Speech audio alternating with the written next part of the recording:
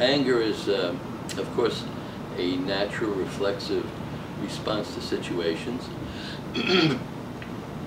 And in terms of looking at the source of it, we might understand where it arises in our consciousness. What is it that stimulates this response, which is a reflexive one to a condition, to a stimulus that takes place.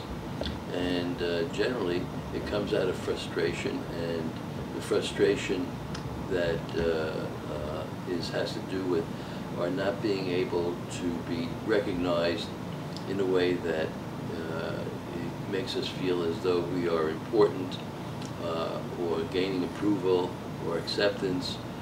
These actually false belief states that we feel are necessary for us to become understandably important in our experience with others. Also, it may be reflecting of a murderous impulse that we feel toward others, and that's a common experience and response we have to being thwarted in some manner, shape, or form. Or we are feeling envious or jealous in a situation. I want what you have, envy. I want who you have, jealousy. And those are really stimuli that are common in our life experience to get for ourselves what we feel we must have so that we can feel complete or whole. And when we feel deprived of that, we will then respond by blaming the other for stopping us. And we want then to overcome that through the function of imagery, because we know when anger takes place, there are physiological responses that are happening that are not very beneficial to us. There's raised often in blood pressure, there are changes in our cardiovascular behavior, there are changes in our breathing, there are changes in our respiratory capacity.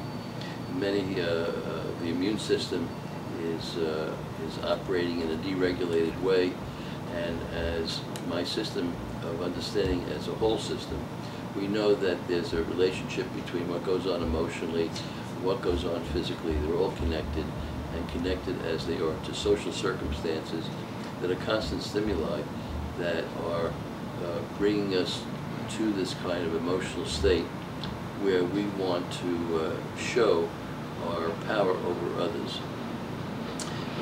So the easy way in imagery to deal with anger that I found really quite helpful commonly, and there are many, many exercises of imagery that are available that you can find in my books on the website and so on, such as the book Healing Visualizations, Creating Health Through Imagery, is one in which I just simply ask the person, what does the anger look like? Because you can't tell me in words or feelings what you're going through without there being an attendant image.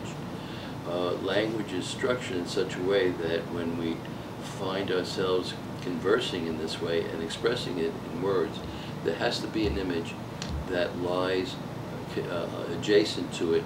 If I bring your attention to that, you'll tell me what the image is.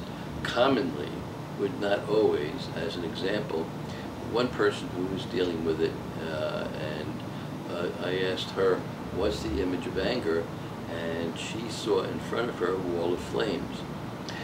So I asked her to find a way to combat this wall of flames.